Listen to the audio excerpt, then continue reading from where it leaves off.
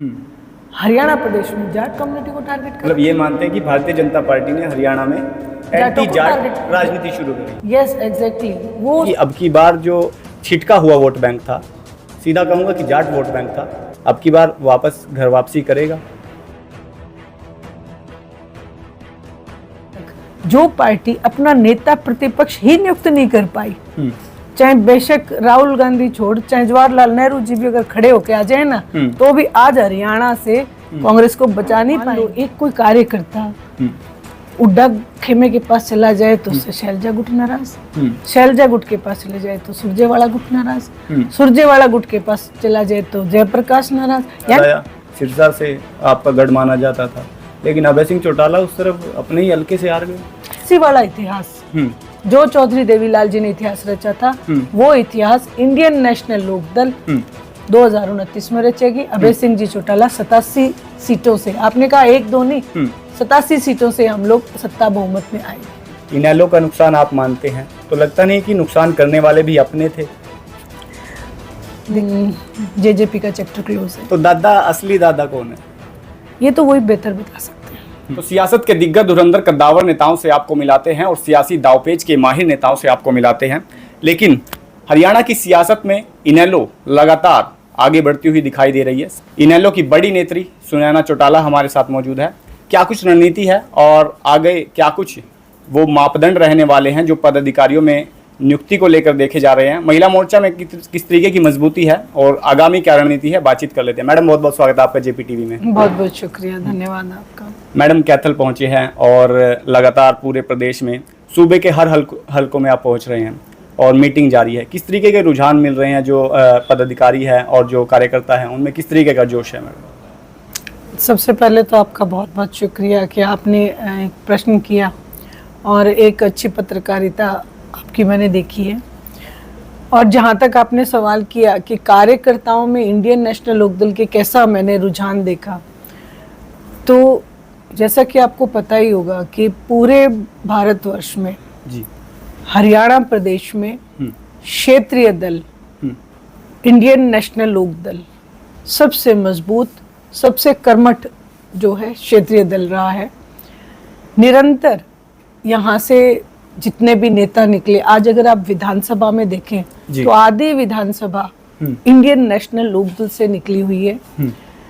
तो इस पार्टी के, जो इस दल के जितने भी कार्यकर्ता हैं वो बहुत ही मजबूत और अपने आप में एक मिसाल कायम करने वाले हैं जी। तो हर एक कार्यकर्ता में जो जोश है और एक जज्बा जो पनप के आया है, जब से चौटाला साहब स्वर्गवास हुए हैं जी, प्रत्येक कार्यकर्ता ने ये अपना ध्येय, अपना मकसद बनाया कि जब तक इंडियन नेशनल लोकदल की हम सरकार ना बना लेंगे, क्योंकि चौटाला साहब का स्वप्न था कि जो नुकसान कार्यकर्ता का हुआ है उसकी भरपाई करना और इंडियन नेशनल लोकदल को शासन बनाना इंडियन नेशनल लोकदल का।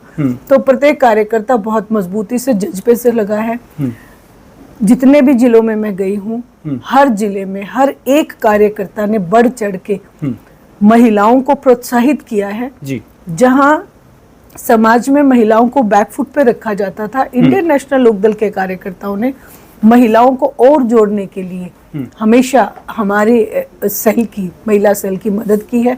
पार्टी का शीर्ष नेतृत्व भी इस बारे में बहुत संगीन, मतलब हर संज्ञान में है कि महिला सेल मजबूत होना चाहिए जी। क्योंकि आदरणीय ओम प्रकाश जी चौटाला ने महिला आयोग का भी गठन किया था। आपके जवाब में एक बात निकल कर आई है कि जो नुकसान हुआ है, इनेलो का नुकसान आप मानते हैं, तो लगता नहीं कि नुकसान करने वाले भी अपने थे?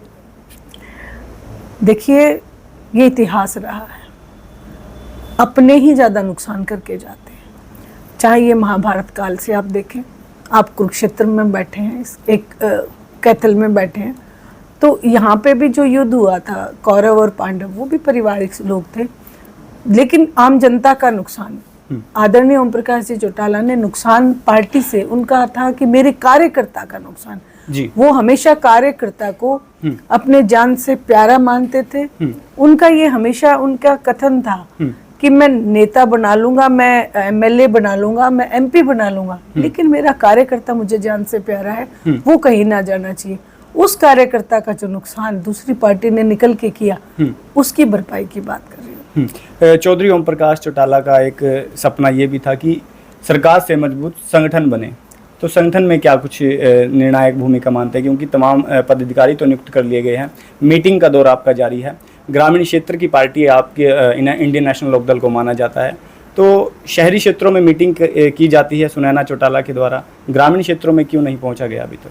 देखिए, जहाँ तक आपने कहा संगठन, तो हमारे संगठन में जो शीर्ष नेतृत्व पे हमारे प्रदेश अध्यक्ष रामपाल माजरा जी, उन्होंने आदरणीय ओम प्रकाश जी चौटाला के साथ आदरणीय चौधरी देवीलाल जी के समय से जो संगठन के बारे में जितना उनको ज्ञान है, और मैं नहीं मानती कि आज किसी भी पार्टी के पास इतने मजबूत प्रदेश अध्यक्ष होंगे।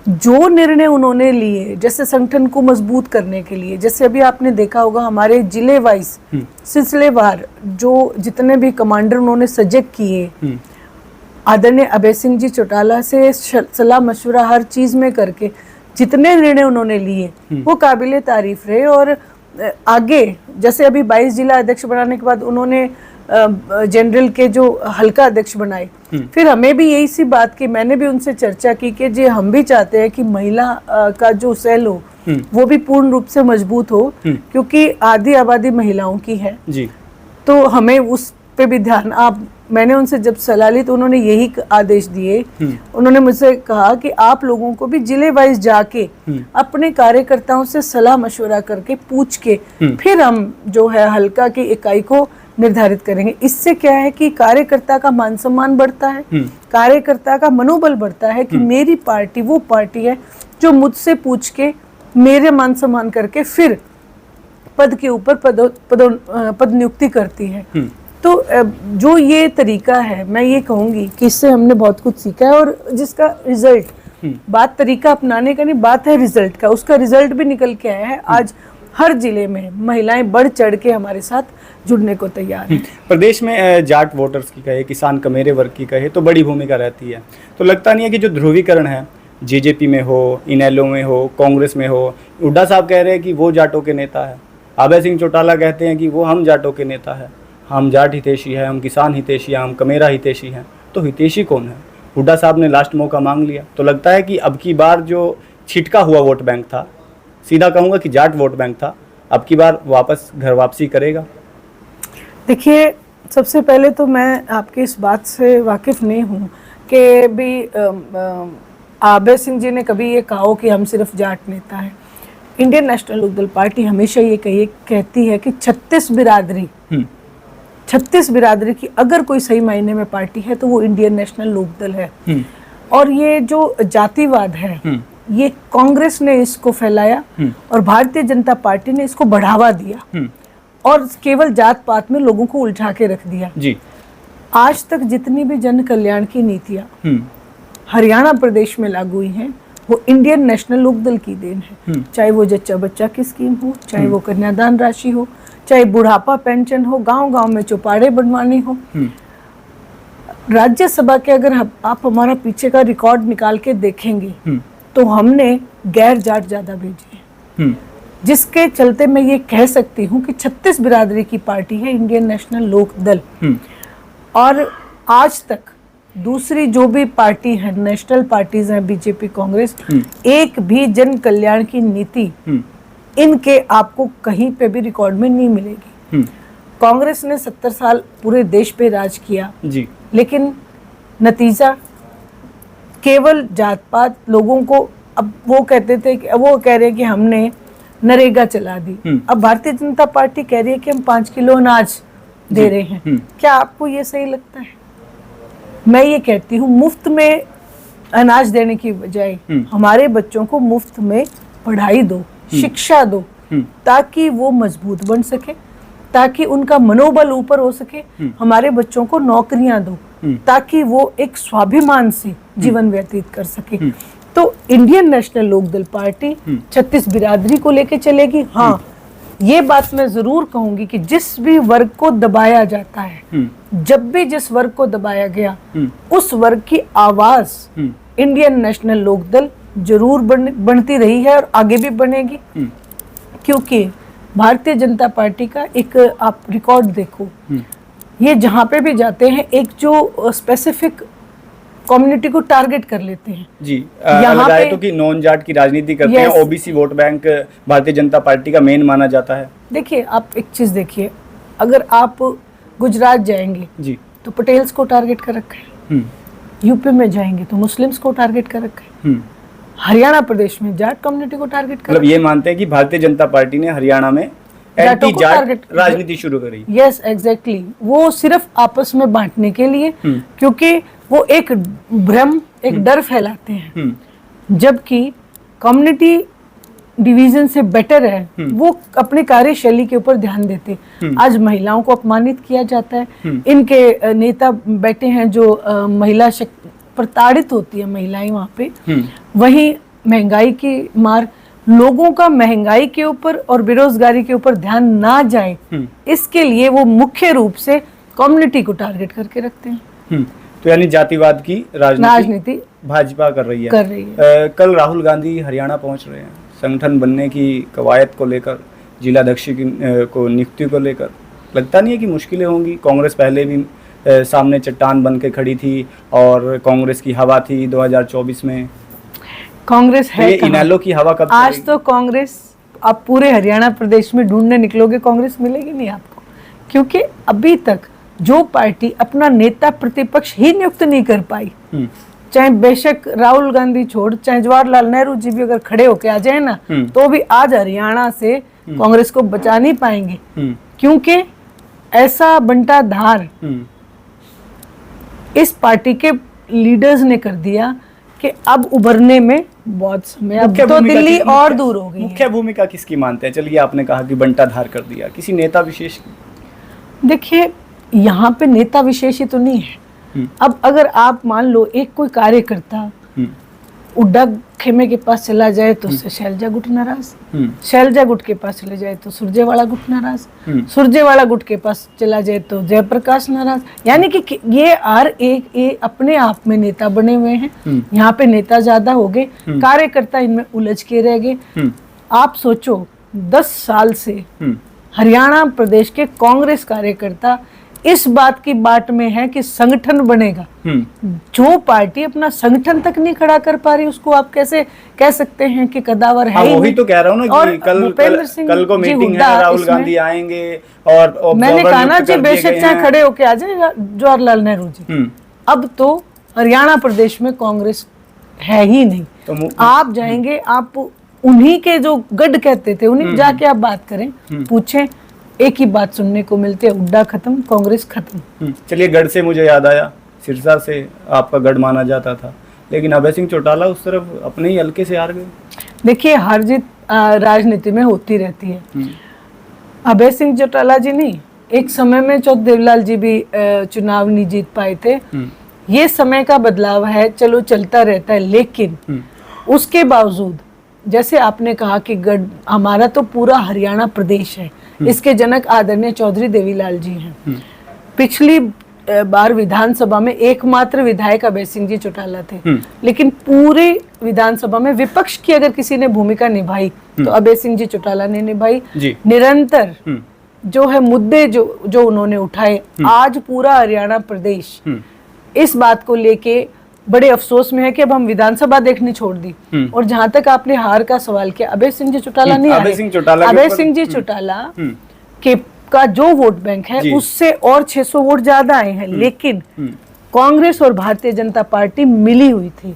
कांग्रेस, आप ये बताएं कि बाई इलेक्शन में तो कांग्रेस की जमानत जब्त होती है और फिर इलेक्शंस में आके कांग्रेस जीत गई।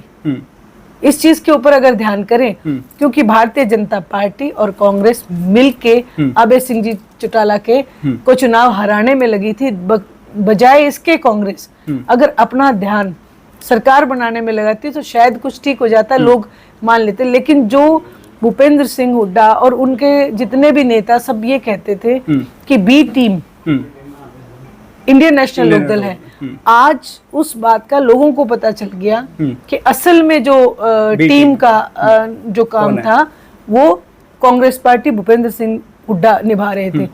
खुद बाई इलेक्शन में अभय सिंह जी के इलेक्शन में जाके ये कह के आए थे कि आया तो हूं मैं कांग्रेस खातिर, पर कांडा मेरा दोस्त है।